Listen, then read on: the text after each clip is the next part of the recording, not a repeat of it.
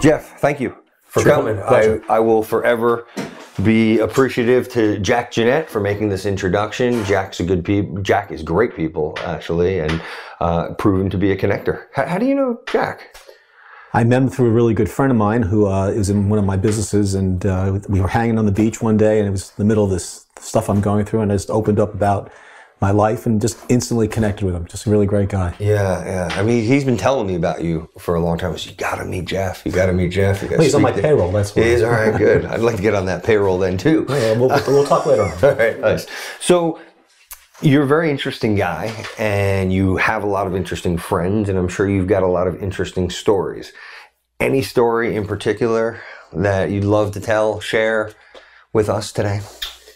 Well, from the perspective of networking, the things that happen, my whole philosophy is don't ask what's in it for me. I ask, how can I help you?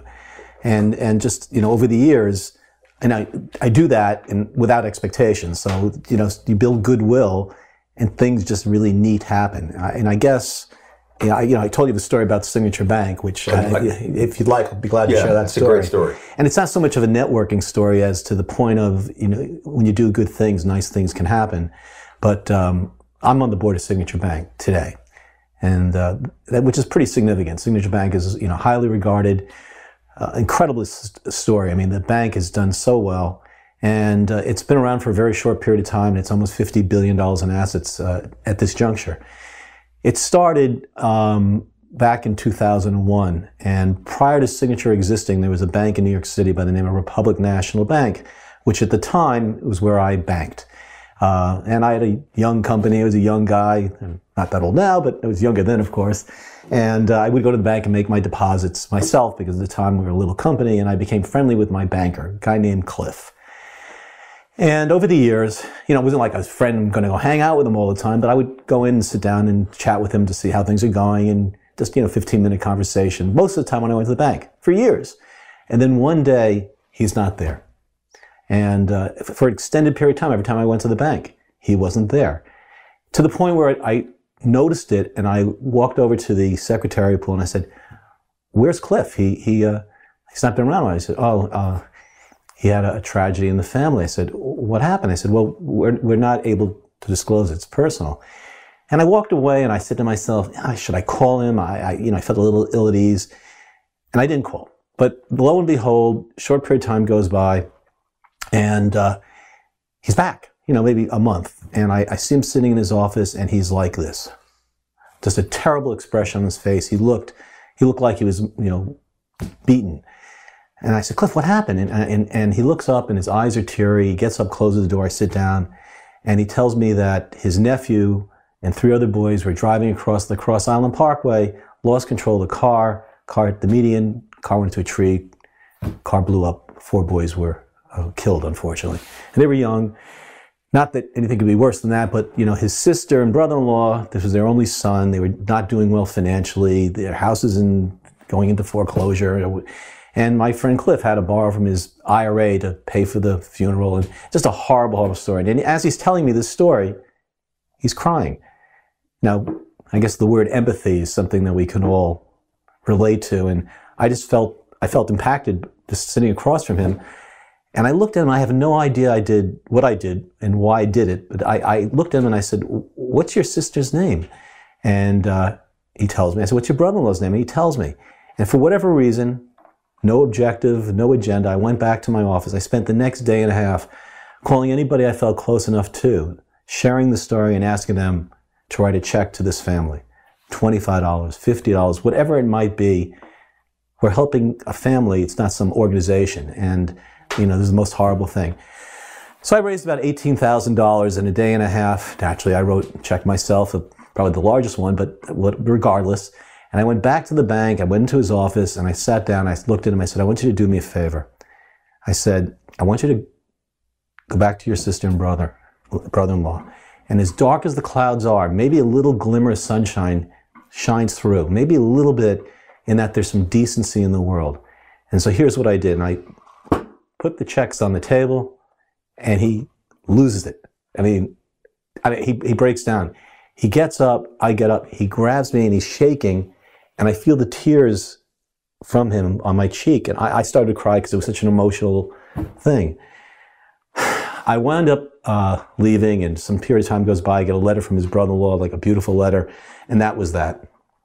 Time goes by. The founder or owner of Republic Bank dies in a fire in Paris, I believe it was, and the bank's up for play. HSBC comes along and buys the bank.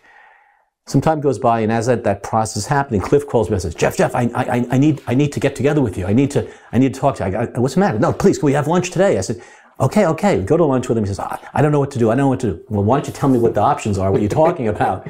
So he tells me that the bank's been sold. HSBC's buying the bank.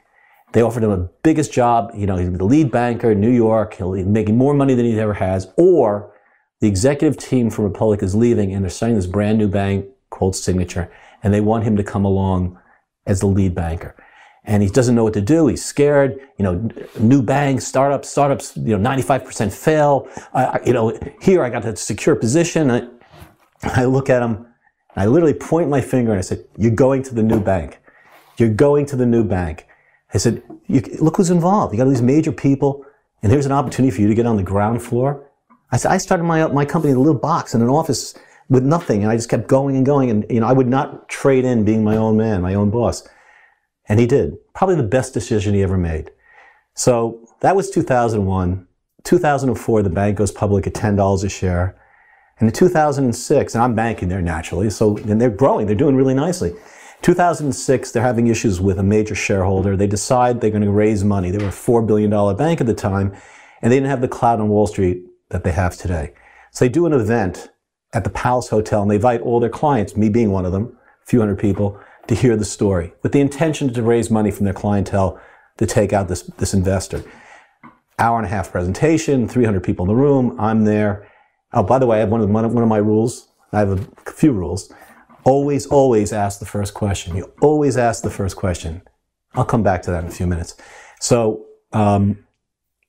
meeting goes on, hour-and-a-half goes by, the meeting ends, 300 people in the room, president of the bank is on the desk, and he gets up and he looks at the room and he says, are there any questions? And I fly out of my chair, fly out of my arm. Now, the president's name is Joe. Now, Joe knew me. I forgot to mention that after I had that meeting with Cliff for lunch the first time, he wanted me to meet Joe. So we had another lunch with Joe, and I convinced Cliff to go to the bank at that second meeting. So Joe knew me and now knew what I did. He knows I'm the networking guy. And in fact, my first book just came out, which is One Phone Call Away. And I was on the Today Show, so I was getting a lot of notoriety. And so I stood out in his mind. So when he asked the first, by the way, when you ask the first question, make sure it's a good first question. So I fly out of the chair, and he calls on me, Jeff, how are you? And I said, I'm doing great. How's Florida? Because he knows all about my life. I said, it's doing great. And I said to him, but let me ask you my question. And then you talk about Florida. Have you thought about opening a branch in Florida? You talk about expansion, what you can do for services. You know I'm down there. There are 300 people here in the room. I bet you there are a bunch of people in this room that have residences down there. You open a branch, let's call it in Bal Harbor, I'll bring you 100 clients because you know that I know everybody. The entire room turned around and looked at me. And he shot me down. He had no interest. Long and short of it, I go back to my office, and Cliff calls me up. I'm with this guy. I want you to meet him. Arthur, Arthur comes to my office. He and I became good friends. We're doing business together. Literally the next day, I'm in my elevator in a building. A woman gets in and says, you were at the Signature Bank meeting. You asked the first question. I heard you just had a book come out. And she said, my husband works at the Jericho branch. So it's so nice to meet you. A few days after that, I'm walking down Madison Avenue. I walk into the Charles Stewart shirt store. A guy comes over and taps me on the shoulder. Excuse me, you were at the Signature Bank meeting. You mentioned, opening a branch in Bal Harbor. I have a residence in Bal Harbor. I thought it was the greatest idea. And Joe just shot you down. I said, yes, I know. We chatted for a while. He gave me his card. I took his. I could reach out to this guy if I wanted to. We had a great conversation. Maybe a week later, Cliff calls me up and he says, listen, there's a corporate meeting at corporate headquarters. Joe asked me if you would go. It's a cocktail party. He wants to talk to you about something. I go to the cocktail party. I know a bunch of people there. I'm walking around. Joe pulls me outside and says, listen, 2 board seats just became available. Senator D'Amato is taking one. We'd like you to take the other one. I stood like, needless to say, I took advantage of that, went on the board, which is extremely meaningful to me in a lot of ways.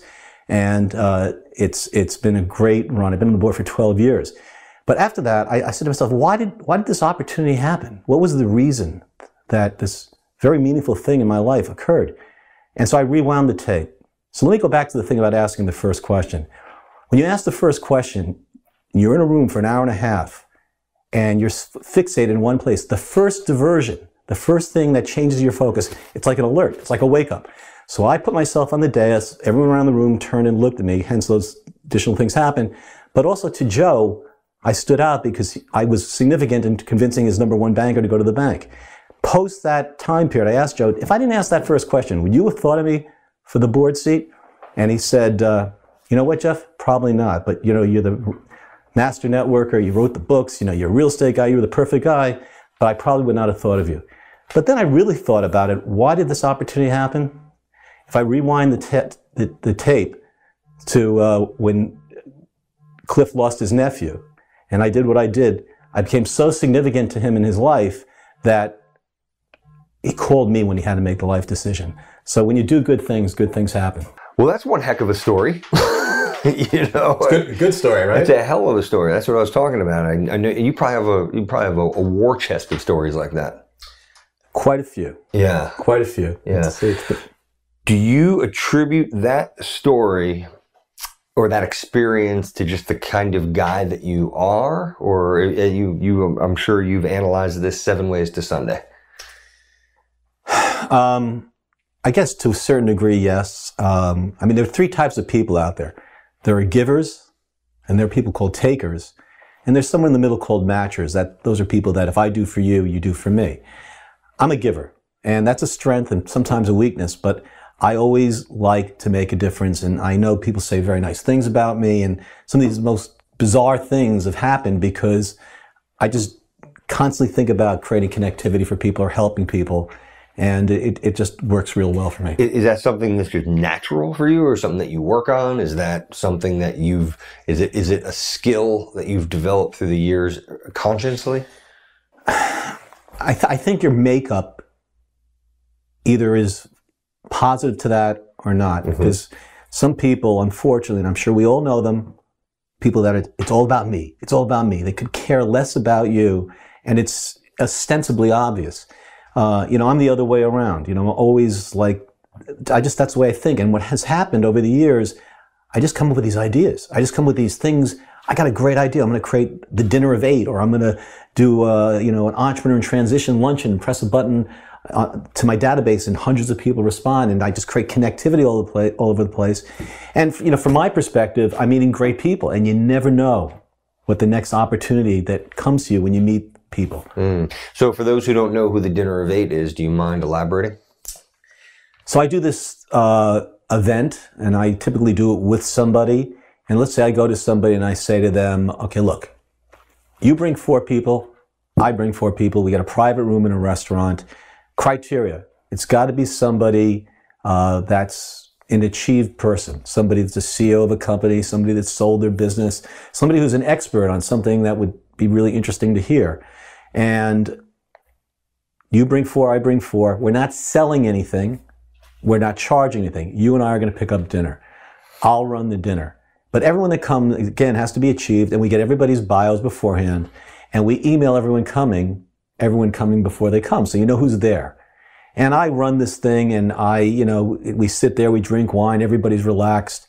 And by example, to get people to speak or to get them to say things that are important to hear, you got to lead them to the water. So I'll give you an example, just quickly. The last one I did, which I did in Florida, I had one of my investors, a good friend, whose name is Doug. Doug is a really great guy. He started Crunch, the gyms, and sold to Equinox. He's one of the first movers in a place called Midwood in Miami. That's a whole design district. And he owns property all over. He bought it totally at the right time. So everything Doug touches, he's got the golden touch. And so Doug, 5 years ago, tells me a story about his son who went to the pediatrician and had a sinus condition that just wouldn't go away. And the pediatrician became very frustrated, and Doug's wife took the son to Sweden to visit the family. They had an over-the-counter product that addressed sinus conditions, and it cured him. He was great. She brings a bunch of these things back to the States, And he goes to the pediatrician for a checkup, and the pediatrician says, wow, you got better, thank goodness. She says, well, I had this product from Sweden. What type of product? So she shows him. She says, do you have some extra ones? She gives the pediatrician some of these things. Pediatrician calls her like some short period of time thereafter. Where do you get this? How do I get this? This is really incredible. She says, well, you can't. It's not here in the States. So she tells Doug the story. Doug calls the pediatrician, says, I would buy this in a second. You have to get this. Doug calls the company in Sweden, flies there, and for like $10,000 buys the U.S. rights to this product. Fast forward, 5 years later, he sold the company for $60 million.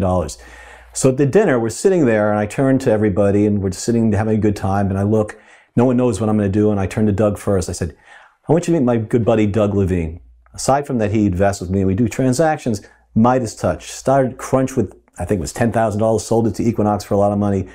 Big mover in the real estate market in the hot area, the design district, the art district rather. But you know what? Doug, tell him about the sinus condition. And everyone's looking, what is he going to talk? And he tells that story. So basically I take everybody at the table and I bring them to a point where when they talk, they're talking about things what people want to hear. They don't say, well, I grew up in the Bronx and I had 6 children, my sister. No one wants to hear that. They want to understand what your strengths are, what you've achieved, what you know. And that's what I do with everyone in the room. And by the end of the dinner, everybody's clapping. It's like a powerful thing. What about for people that are listening and they want to start their own dinner, or they get invited to a dinner like this? What advice would you give them? Well, start your own dinner is a great move. And, anybody can do it. I mean, you also have to have the thinking about what do you do when you do it, and whether, in fact, you're willing to, pay for it or, have everyone contribute. There's no set rules. But if you did it with somebody else and you create a criteria that's relevant to you as the type of people that you want to meet, you're meeting new people that, new relationships. And you do it at whatever works for you in a place that's private and quiet, and you run the dinner. You get people to talk about themselves, and you make yourself stand out. It's all about standing out. And when you do something like that, it's unique. Yeah. Well, you've always been a pioneer in a lot of different ways, whether it's writing books, starting businesses, You want to talk about some of the books that you've written and are writing? So I've written 2. I'm currently writing my 3rd. The first book, the title is called One Phone Call Away, Secrets of a Master Networker. And the second book is called The Opportunity Magnet. And those books are, about this word networking, or, putting people together. And I share the anecdotes and stories, some of which I did already today. The things I do. I created an organization called the Strategic Forum that has a chapter here in New York City and one in South Florida, because I'm in both places. And it's extremely powerful, a high-level networking group. And we do all sorts of very unusual things in that organization. The book I'm writing now is on a different subject matter, and it's something that's relevant to everybody. Not that networking isn't, because it is, but this is relevant in a different respect, in that the title is Trust is a Double-Edged Sword, and the tagline, Trust Me. Now, if you think about the word and, what's trust? But you know what? Trust is something that's the pillar of our lives. It's the core of everything. It's either something that's brought us great joy or, true unhappiness, or where you've been, mistreated. And you think about all the various aspects of trust throughout our entire lives, the meaningfulness of it. And, wouldn't it be great if, all our relationships was implicit trust? Unfortunately, something really bad happened to me recently, which is the catalyst for me writing this book. And I sort of reflect on the mistakes that I've made in that I am too trusting. Being a giver, it's sort of catty-cornered to being trusting. And so what I'm trying to do now is not write a book about, a self-help book. I want to write a book about people sharing things that are meaningful that we all need to learn. And it's by actual experiences and things that happen, perspectives that are shared by a lot of people, could be very meaningful for those who read this book. So by example, one of the chapters in this book is going to be called 30 Plus. And that's a chapter about people that married 30 years that are happy. How do they do it? What do they do when they have issues? What are they willing to share in terms of how they work as a team? And by the way, team is not a word. Team is an acronym. Together, everyone achieves more. What do they do? How do they stick together? And is this person your best friend, partner, soulmate, tied to that knowledge? If I can get 4 interviews from people that can really share that, I'm going to tell anyone 21, 22 that's thinking about getting married, they have to read that chapter. So that's what this book's about. I mean, there's much more to the trust factor, but it's about sharing and insights based upon people's lives. And I'm telling this to you because if there's something that you'd like to share, there's the gamut of the information. This book's going to be very wide. I invite you to reach out to us. Trust is a double-edged sword at gmail.com. For anyone that's interested in participating, their thoughts, their ideas, their contributions, I more than welcome it. Anything in particular that you have no shortage of contacts or friends and stories. Is there any subject matter around trust in particular that you'd love to get an anecdote or some type of story about? I mean, look, the subject matter is so large. I mean, there's trust, mistrust, distrust in business. The same in personal relationships. Violations of things that have happened. I mean, some of the stories are incredible. I was, speaking before about, writing a chapter about what is a true friend. What does that really mean? What are the characteristics of someone that's a true friend? And I started thinking about some things that are to talk about trust and true friends. They go hand in hand. How about the guy that's willing to jump on a hand grenade to save his men in the army or whatever the division they're in, to save their lives, sacrificed his life, and then he doesn't even actually know them. I mean, how special? What is that person thinking in terms of the trust amongst his allies? So you start thinking about this in depth. It's really, whatever I think it is, it's going to be a lot more expansive because there's a project I just started working on. It's probably taking me about a year to finish this book, but I'm in chapter 3, so it's moving along pretty good. Sounds very soul-searching. It's very soul-searching. Yeah. And what have been some of your takeaways from this thus far? Meaning, before you answer that, so you went in with one, idea of what this book was going to be. How has it changed, if at all? It's just getting deeper. It's becoming, because I'm speaking to people and I'm getting insights from others, perspectives, which is, what I'm inviting other people to do the same. Because, look, I hardly know everything, and I know probably very little compared to the, think how big the world is. And there are just so many things that could be said to talk to this. I mean, I was just listening to a TED Talk that was given by one of the founders of Airbnb. I mean, multi-billion-dollar company now. People are letting people live in their houses they don't know. Granted, they're getting paid to do so, but this is very personal, coming to someone's home. Your bathroom, your personal things are out there, and yet this is caught on. Talk about a trust to strangers. And I'm going to talk about that in the book because it's actually something that changed the way things are done. And so, interestingly enough, this subject matter, and to talk to it, things change. And I might come at it from that perspective. What does trust mean to you? It means something to me to the extent that I'd love to be implicitly feel trust for everybody, and it's just completely unrealistic. I feel that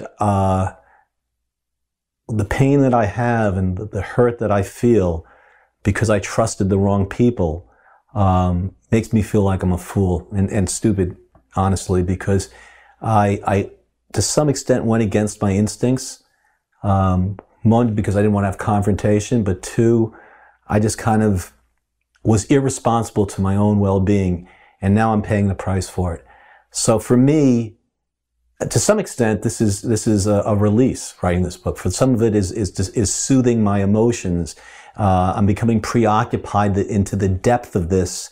Not that it's self-help, but it's self-awareness. And while I'm trying to impart that in the writing, I'm trying to do the very same for myself. Seems very cathartic. It's extremely cathartic. I mean, we talk about it all the time. I mean, I had my son last night sitting there, Benjamin, you got to read this. I said, what do you think? What do you think? And, Dad, this is really good. In fact, I'm going to have a chapter in the book. This is yesterday's idea about millennials. What's trust to them? What do they know? I walked down the aisle and I got married and I didn't even think about the word trust. I knew I was probably making a mistake. The person I was marrying, in fact, I did get divorced, but it didn't even enter into my mind. Wasn't like the factor of which is a pillar of your marriage. I didn't even think about it. How old were you when you got married? 31. You were. Gotcha. And that's a somewhat of a mature age to be getting married. So imagine if you're in your 20s. Do you think you actually think about trust when you're going down the aisle? It's crazy. I got married at 26, and I guess I didn't, but I'm still married, but I hear you. That's a pill. I mean, my wife and I just had a conversation about that 2 weeks ago, literally almost to the day, just about how trust is paramount. And that's something that we tell our kids, that regardless of everything else, the trust is the foundation. It's the core. Yeah. It is truly, truly the core. Yeah. I mean, if you sit down, for those of you listening to this, or watching this, and you self-reflect about your own life and your own relationships. And if I'm hitting a nerve, well, that's clearly my intention. That's what this book is about. It's about making awareness paramount, about making better decisions, and maybe having a higher degree of sensitivity that you're just not focusing. So trust is at the corner of not just, I think that's the pillar of networking, is getting to the ability to be able to trust somebody, because when you have that trust, that expedites the outcomes of things that you're looking for, whether it's a deal, you get an introduction, because that trust is transferable. So to me, it's teaching people how to build these relationships so you can get to trust. So there's a little bit of a conflict there, because if, like in my case, I literally have 14,000 people in my personal database, and I'm literally putting people together all the time. I don't know people well enough most of the time where the word trust is in the vocabulary. I might meet somebody that very bright, like them, very accomplished. And on that criteria, and I met them through somebody, I'll introduce them to somebody else. Not because I trust them so much, I'm just impressed by who they are. And, again, I'm just trying to help people by putting them together. Trust comes with time. It's just not an ephemeral thing. It takes time for it to be earned. And it's earned.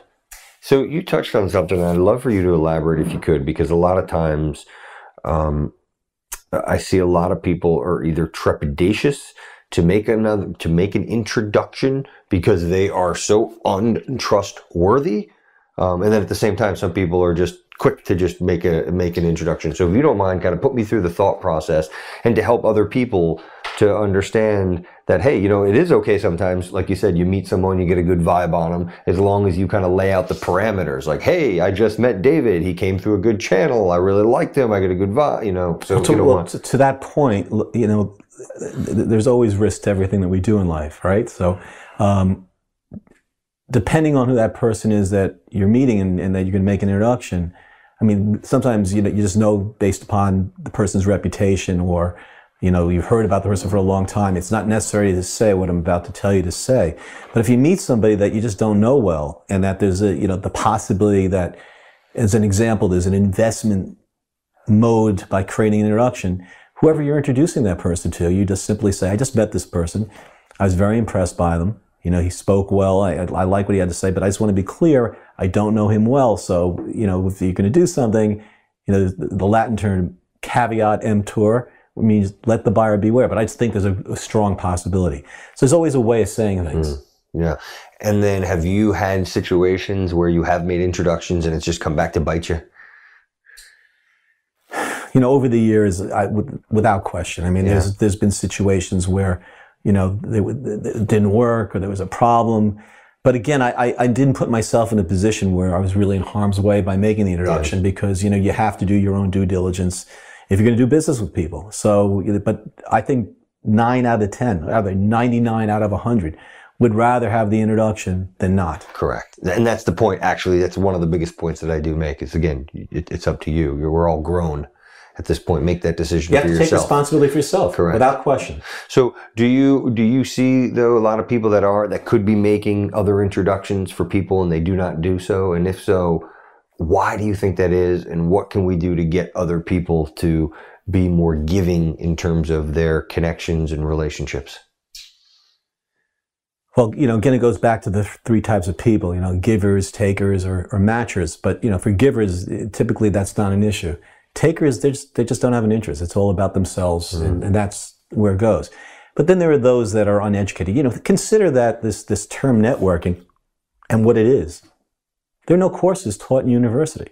I mean, there's literally, we learn all these courses, most of which have no practicality from a, you know, in the real world. Yes, it stimulates your brain. Yes, you become more knowledgeable. But when you think that there would be formal education about probably the most important thing in business that people don't learn, how many of you actually take a business card when you meet a person and memorialize that card in your database? How you met them, through who, the date you met them. How many of you do that? And or the industry they're in, or other observations that you had in conversation, and put them in a category so that you could find them, that you create the ability to come back to people. From what I'm told, 99% of the world doesn't even put them in their database. How silly is that? Why even take the card? You know, the reality is, if you become disciplined about this, you're one phone call away from a possibility of something really happening that's meaningful to you. I love the name of that book, by the way. Thanks. And that was, it was a great book. Do you know that I had a fight? Penguin was the publisher on that book, and they fought me on that title. I said, guys, I don't know. I said, are you kidding me? That's a great title. What is more spot on than that? And I literally had to, like, with a heated conversation, they finally ceded. What were they pushing for? They didn't come up with an alternative. They just didn't like that Interesting. That was actually one of the things that stood out for me, to be honest with you. Yes. Yeah, that's interesting. And the book was great. As I was reading it, I'm like, it almost verbatim from things that I talk about. I mean, it's just, it's gospel. You know, it's kind of, to some extent, common sense, but it's also a mantra, the way you live. The Strategic Forum, which I brought up before, we have our meetings at the Nova University Business School in Fort Lauderdale, and they gave us this giant conference room for free for us to have our meetings. And typically we have 35, 40 people attend. We have 4 or 5 guests that present for 20 minutes of who they are. But the reason that the university did this, the deal we cut with them, is that the students every semester rotate in terms of occupants in the room. We have maybe a dozen to 15 students that sit against the wall and listen to successful business people present what their company's about, what they need, insights into their industry. And these kids wind up getting internships, jobs, and most importantly, insight. Not theory, practical insight. In fact, after the meeting, board members then have a private meeting with the students to take their thoughts and insights as to what they felt and what they learned, and have an extensive discussion about what they thought about the speakers. There are plaques in this university commemorating the Strategic Forum, and there's no other university in the country that does this. That's fantastic. How long have you guys been doing that for? They're 15 years. 15 years. Any good stories? So some of the kids that have matriculated through, I've got to assume, are executives or entrepreneurs at this point. Well, the funny part, I mean, there are so many stories. When a lot of those kids wind up getting jobs and internships, have been helped, they've gotten involved in companies that have come out of the Strategic Forum.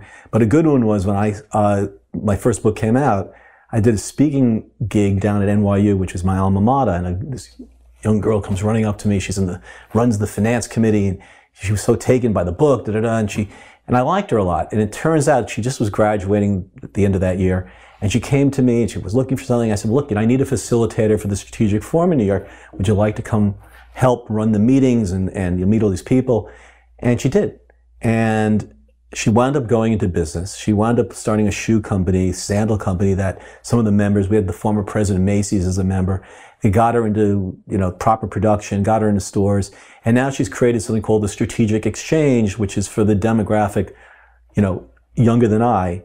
And and she's got 25 members and she runs her own group, and it's changed her life. Wow. And is that in New York? That's in New York. And how long ago was that? That's probably 7 years ago. Is that It's still going. It's still going. Yeah. Yeah, I'm sure you've got a lot of those types of stories. I've got a lot of those types of stories. So what are the things that you're trying to impart with some of the people that are going through this program? Are they more just to be flies on the wall, or is there some form of curriculum that you're trying to drive into their heads to impart so they can take that into the real world?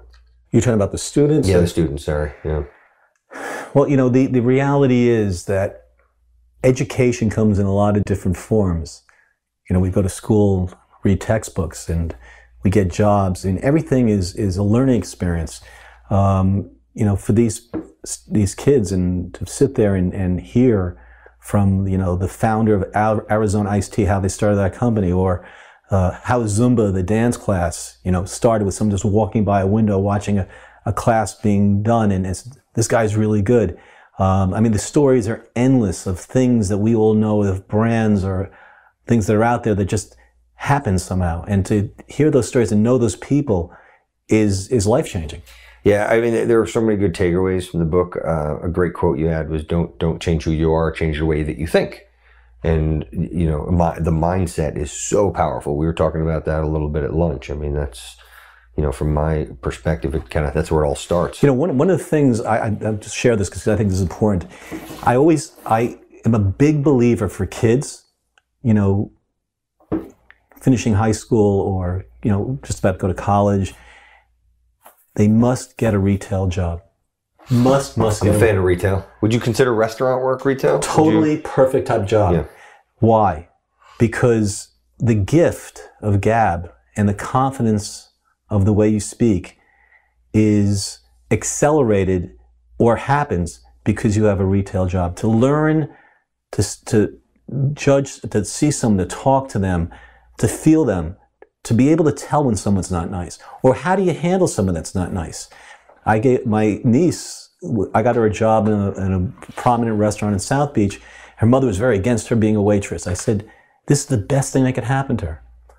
This is the best thing. She'll learn how people are. I said, your goal is to get the most tips you can. How do you do that? You always are polite. You're always nice. If someone's nasty, just always, always take the high road. But you'll learn, and it really made a difference in her life. Oh, I wholeheartedly agree. The best experience I had was working in a 5-star restaurant when I was 13, 14 years old, just being abused. Right. To be honest, and learning manners, seeing how people... You also build confidence. Oh, yeah. And that's, by the way, extremely important, because if you don't have confidence, then people are not going to be confident in you. Yeah, no, there's so many takeaways. Listen, also, so again, it's really interesting. So a business that I had about 10 years ago, we had hired a consultant, guy that had built lots of businesses all over the world, consulting all over the world. And when we were trying to hire, he says the best places to pull people out of are retail. Hands down retail. He goes, that's exact, you can mold them. They're moldable. They're hungry. If they're working in retail, that they're going to be a little more appreciative also. So, they're also more confident. Yeah. And that's really a key variable of working in retail. Yeah. So when did this come to you? At what point, or did someone impart that? Well, because I started working when I was in 9th grade, I wound up working for an electronics store, on, Madison Avenue for they're the Syrians. They kind of run their stores a little different than conventional stores in that they have no fixed prices.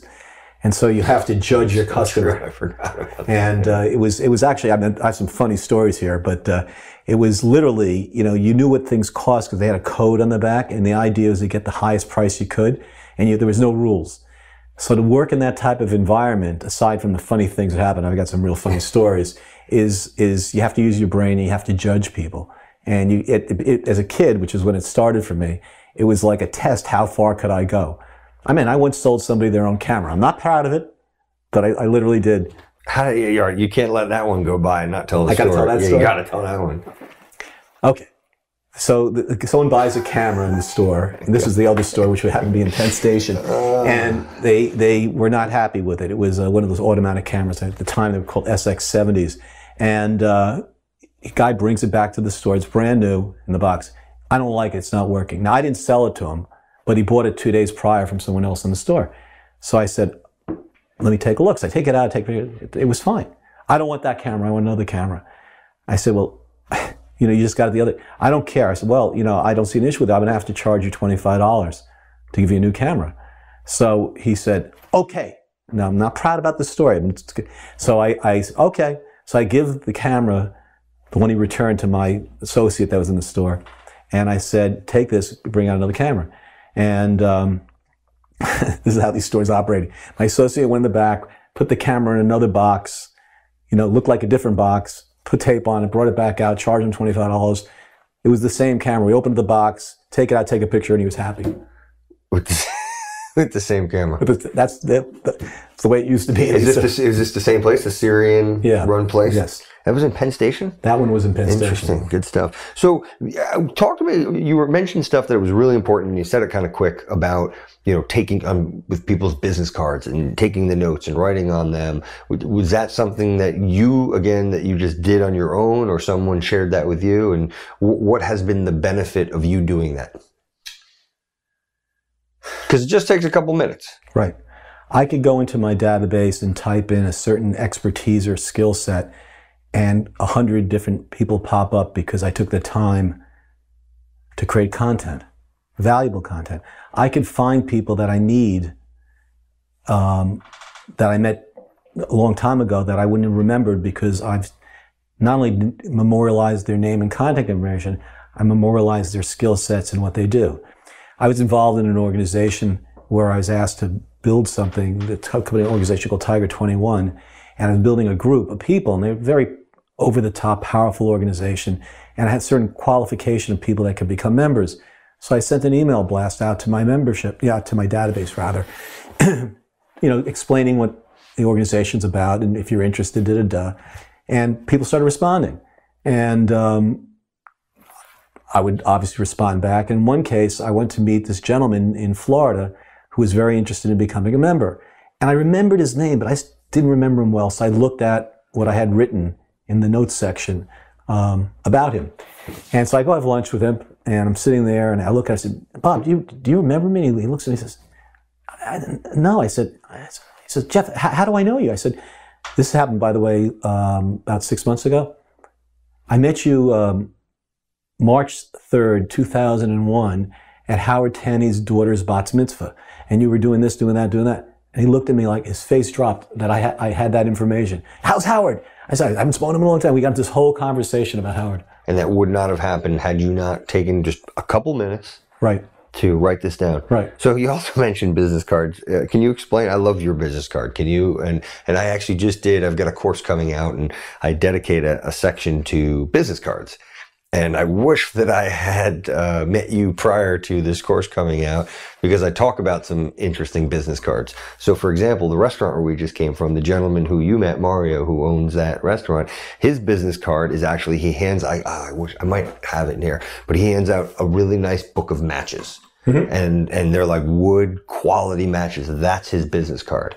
Had a gentleman named Wayne Kimmel on the show a couple months back, and Wayne is the CEO or the founder of 76 Capital. It's a venture capital firm, and he was the original investor in Seamless Web, Grubhub. And his card is a thing of mints. And I love that, these little things that stand out. So if you don't mind, explain your business card. Well, that talks to the title of my second book, which is called The Opportunity Magnet. And, again, it's about standing out and making yourself unique from those around you. So by example, the card that we're talking about is a little bit on the large side. In fact, a little bit? Well, I said a little bit. Yeah. It's big. And I'm big enough you can put in your pocket, of course, but it's, I get jokes about it being, what do you call those things? A doily. Coaster. It could be a coaster. Once in a while I get a joke about that. Yeah. But when I give it to somebody, it works. it does. But whenever I give the card to someone, it always evokes a comment. And when it evokes the comment, then I explain, well, I'm a networking guy. I wrote the books about this stuff. And then I said, but more importantly, you're at this cocktail party tonight, and you may go home, if you talk to enough people, 10 cards. 10 cards. Who are you going to remember? I'm with you. Big fan. There you go. I really like that. Are there other things that you do to stand out, or are you at a point now, I guess, where people are coming to you? But what did you do to build the network, to build these relationships throughout the years that you have built? Listen. I listen. I don't talk. And it's not about me. It's not like I'm telling you I'm the greatest. I don't need to impress anybody. I listen to what people tell me, and I try to make a difference. And that's the recipe for me. And it's worked. It's worked really well. It's worked badly from the point of I've gotten hurt and disappointed in certain things because I trust too much. So, I got to learn a little bit. So that's why your input's really important. That's why I'm saying to you, you got that email address. I'd really love to hear your comments and ideas and thoughts, and anything you'd like to contribute would be, very much appreciated. But, You know, sometimes your strength is your weakness, and sometimes that's my reality. Yeah. What does networking mean to you? You know, I don't even like the word networking. Me neither. Happy to hear that. Keep going. In fact, I've spoken in front of hundreds of people, and I've always challenged the room. I look at the room, and sometimes when I speak and I tell these stories, anecdotes of things that happened, I say, but you know, I don't really like this word. I say, you know, there are 100 and some odd people here. Anyone got an idea for another word? You know, and people, sometimes I get reactions, and no one's really come up with these. So I came up with my own word, and it's not a word, but it'd be great if it was a word. What do you think about help others? Like as a one word, help others. Maybe you should put that on your, I forgot the name, what it's called, your word of the day. I could do that. So talk about word of the day. Well, I want to talk about that. I want to talk about word of the day. All right, let's do it. So it's a little embarrassing, but I'll share it anyway. When I was in 10th grade, I developed this interest in words. And to the extent that every time I saw a word I didn't know, I would write in this notebook with its associated definition. And for whatever reason, this is the embarrassing part of the story, I had the notebook reside in my bathroom, which I have a tendency to be there sometimes. And over the years, you're laughing, I inculcate, which means learn by frequent repetition, reading the words over and over again with the associated definitions. And it developed to the point where I have a pretty good vocabulary. I know a lot of words, and I sometimes use them where people don't. And as the years have gone by, it just became something very meaningful to me, to the extent that I had my children start to adopt this. And I went through this really bad divorce. I was trying to build my son's self-esteem. You know, I got him to start focusing on words. It took some time, and now he's got 2,000 words in his phone. Dad, what does this mean? Dad, you know all the words. And he now, at 22, is way ahead of his years because of the way he speaks, writes, and he's passionate about it. So my dear friend, who helps me in business and is part of what I'm doing, came up with the idea of that, you know, Jeff, you do this, why don't we share this? And we first put something on LinkedIn, the word of the day, and we did it associated with my books. And now we send out an email Monday through Friday with a word, its definition, in context, and where the word came from. And more people are coming on. And it's fun. I get feedback. People love it. And the interesting thing about words is that even the most simple words, you don't really know the definition. I mean, you'd be shocked. I mean, just simple words that you hear regularly. And I always attest on this word, which no one gets right. And you're going to know the word, but you're not. What does bereave mean? Mourn? Wrong. That's typically what everybody says. It actually means deprived of. The bereaved are standing in the other room. They lost their relative who's in this room. Bereavement, like a bereavement, is people that are deprived of the person that they lost. So it doesn't mean mourning. It means deprived of. So it's really the precision of words, knowing their definitions, and it's just a passion. And there's so many. I could sit here for a while talking about this, but I think you got the point. Did you get the word that I sent you? And then I guess that's going to be my next question is, do a lot of then other people start to contribute? Some of my friends send me words. They do. And I get some really cool words. They're just so many interesting words out there. I mean, one of my friends was very passionate about this. Once a month or two, he said, "Jack, I got a great word for you. I got a great word. Check this one out." And it's just a lot of fun. Yeah. So it's interesting. So I don't know if this is because of that, but you don't really swear. Never. You do not swear. I don't. Is it because you realize that there's so many other words out there that it's so ignorant to swear? Well, it's interesting that you frame it that way. And this is just my point of view, so everyone has their own. So I'm not going to tell you what I'm right or wrong. What you say and the way you say it makes you either stand out or not. And if I can't express myself without using words that lower myself, then I'm not being smart. You know, swearing is a loss of composure. It indicates a degree of anger and really doesn't accomplish a lot, other than make yourself sound hostile and not in control. So I don't use profanity, but interesting enough, since we're here, a lot of these words like are acronyms. Did you know that? a lot of swears or acronyms? Like the word, fuck, like example. It's an acronym. Did you know that? No. What does it stand for? Well, there are two. The one I believe is where it came from. It was in the 1500s when a woman was raped in London. Oh, I did know. I did hear this. Yeah. They used to Scotland Yard used to stamp the file F-U-C-K, which stands for unlawful carnal knowledge. Yeah. Another one, which is not a curse word, shit, is an acronym. What does it stand for? In the 1800s or before, when manure was transported on barges, you pile manure on top of itself, it becomes very hot. It becomes combustible. So, it would catch on fire. Learning the hard way, they ultimately realized that when you want to transport manure, store it high. Store high in transit. That's where it came from. That's so interesting. It's funny. I was thinking about after we left a couple weeks ago at your place. I was thinking, man, he must think I am so ignorant because I swear all the time, and it is. It's a lack of. But I'm very tolerant. Yeah, but that was a joke. Yeah.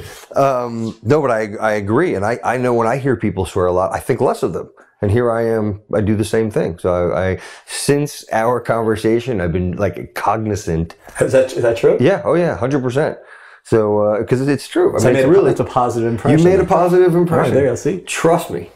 Trust me. By the way, whenever someone says to you, trust me, don't trust me. Yeah. It's like, I love when people tell you, what do they say? I'm going to be honest with you. Yeah. So everything else they were saying before it's like my ex-partner that I'm now in litigation, stole all this money, and right before this whole thing's coming out, he puts his arm around my shoulder. He says, "I'm watching your back," and I start thinking to myself, "Yeah, he's got a stiletto in the left hand." Oh man! So this book that you're working on probably won't come out until 2020. Let me rephrase that. It's not coming out for a year. You've got 3 chapters done. How many chapters are you looking to have? And is there a hard and fast rule when you're writing your books? There's no fact. No. I just do it. How will you know when it's done? It's a gut feeling. I think, I made my point. I think there's enough in there from a content perspective that really is achieving the objective that I have, which is to create great impact, to make people think and make a difference. So when I get to that point, it'll be done. Yeah. One thing, back to the word of the day. What has that done for you from a business standpoint? Like, has that turned into anything for you because it's a touch point? Everybody sees your name every day. Was there any of that behind this? So you just think about what you just said. If you're in front of people, I'm not selling anything. Sure. But every day, those who receive this from me see my name. But I got a bunch of other questions, some random questions for you. Shoot. People, some of the favorite parts of the show. Go ahead. Oh, yeah. Give me 1 out of 16. Pick a number. 7. 7. How has your life turned out differently than you had anticipated or expected it to have at this juncture in your life? Is there a starting point? I don't know. You can answer that how you will. Well, I don't really think of it in regards to the framework of that question. I think of it more in the regards of where I'd like it to be. Okay. And, what I'd like to accomplish. And, for me, the voids are things that are meaningful. I am divorced. For me, I say to myself, would I get remarried? The answer is I would. I'm looking for my best friend, my soulmate, my team member, my ally, the person that makes me better than I am. So, that's something that I'd like to see happen. It's not happened to date. I've had a lot of relationships. So the voids are usually things that you don't have. Mm-hmm. And, I just try to get smarter about achieving them. Interesting. 1 to 12. Give me a number. 2. 2. Can you think of something that has happened to you as a result of a relationship that you have or had, i.e. like you visited an amazing place and as a result meeting someone through a friend of a friend that influenced you to do something that you normally wouldn't have done? That's a mouthful. You're able to follow that? Can you say that backwards? Essentially, yeah, right. I can barely say it the first time. So is there anything that you've done that as a result of meeting a friend or a friend of a friend that you wouldn't have done? Whether it's, jumping out of a plane, for example. Maybe you wouldn't have done that, but as a result of meeting somebody. So you're suggesting it happened just at that time you met somebody? Or as a result of that relationship. Well, I would the impact. I would, talk back to the story about getting on the board of Signature Bank. I mean, if I didn't, care about my friend and him losing his nephew and, going out and doing what I did, the thing that ultimately had me landing on the board of Signature Bank would never have occurred. Yeah. What about people that maybe you've introduced to other people? Can you think of any outcomes of things that have transpired? I know that probably just the Rolodex is probably spinning. And I've created so many things for so many people. Yeah. And, Do people say thank you? Well, by the way, it's funny you say that, because one of the things about the strategic forum is our meetings, which typically are 2.5 hours, and presentations and insights and things going on. It ends with the currency of the organization, which is a whole 15-minute section of thank yous. People, members, thank each other for the things they've done for each other. And it literally takes 15 minutes because there's so many things that happen. And any guest that's sitting there and watches that is blown away. So I get paid by, or some of my clients, I should say, are networking groups. And so I go and I speak at these groups and I advise and I counsel and stuff. And I actually suggest that they start the conversation by doing that, because again, because sometimes people bring other guests, or it just really gets the vibe or the energy going. So that's great that if it's comprising 15 minutes, then that's a lot of airtime. Because what I've done in creating this organization is try to inculcate. That was today's word, wasn't it? Well, it was started off the thing about words earlier on. But I try to, the philosophy, if you want to become a member of the Strategic Forum, you've got to buy into, it's not about me. It's not just about me. It's about you. And so we really try to you just can't become a member. There's a process, protocol, there's a board, and what we are about is what we want to stay. And so people that say that will do that, not to suggest that everyone follows through, but it's pretty powerful. Yeah. Have you had to kick people out? Over the years, 1 or 2 people, and that's really? 20 years. That's impressive. 20 years. Is that, now do you attribute that to the high bar to get in? Do you attribute that to the process that you've built? Do you attribute that to just the recruiting of these people? Well, throwing somebody out, it would only happen when someone does something really wrong. So I can only think of one instance where that occurred. I mean, people do, not renew, because a lot of people join thinking that this is about business generation. It is. It creates business. But it's not the modus operandi. It's about the relationships and time. And I don't even think about the amount of business I've gotten out of it. Yeah. I think about the power of what I've built. Look, the reality is, how do you make yourself stand out? You have to do stuff out of the box. If you think about, and I'm not going to disparage any particular industry, but if I meet somebody and I'm at a cocktail party and I'm standing there and I'm having a glass of wine, the guy next to me is having a glass of wine, I said, "Hi, I'm Jeff. How are you? What do you do?" "I'm an accountant." "Oh, well, nice to meet you." If I was an accountant, not to suggest that's an industry that I wouldn't be proud of being, I might say something to the effect, I specialize in financial disasters and I try to straighten out companies that have serious accounting issues. That'd probably be a better way of when you have a 15, 20-second shot at creating an impression to lure someone to have a conversation with you. So, all the things you do either make you stand out or not. And it's important to understand that. It's funny how few people get that. It's actually not funny. Yeah, it's a good point. Yeah, it's just like common sense is not so common and less commonly practiced. Right. Give me a number between 17 to 29. Let's do 17. Okay, let's do it. What's something that you know a lot about, but don't necessarily have to be an expert in and could teach someone else? Well, I think I'm spending a little time here talking about that stuff, right? So I guess I'm somewhat of an expert, I think, about this subject matter and how I feel about it and my experiences. Another thing that I become sort of a maven or pretty knowledgeable about is divorce, unfortunately, because I went through the god-awful one and I built a company and a platform and a community to empower people, so I know a lot. So I get calls weekly from people asking me to sit down and talk to people, because going through divorce, as some of you that are listening know, is one of the most god-awful experiences and can be devastating on so many levels. So I, again, try to help people. In fact, I had a story last week where that happened. Let's hear it. Okay, then I'll tell it. But one of my investors, a good friend of mine, asked me to go meet a buddy of his who's not getting divorced yet, but it has a very, very difficult situation, and it's on the cuspice. And this gentleman is, I'd say in his early 50s, 2 kids, and he's got just an abusive marriage. The wife's family has a lot of money, and she's, disrespectful to him. Things have happened that they've been married 16 years. For the last 6, she says, why don't you just leave? She just disparages him. And the family sort of circled around her. This gentleman practices law, and the family's very wealthy and a lot of real estate. They stopped using him as an attorney. So the telltale signs of what's happening are very clear, and he doesn't have, he's not impactful, and he's very weak, and he just doesn't know what to do. And he's sitting there, and I'm listening, and I guess they wanted, my friend wanted me to talk to him to impart wisdom. I don't know if wisdom is the right way to describe this. And I listened to the story, and I looked at him. I said, look, life is not a dress rehearsal. It goes very fast.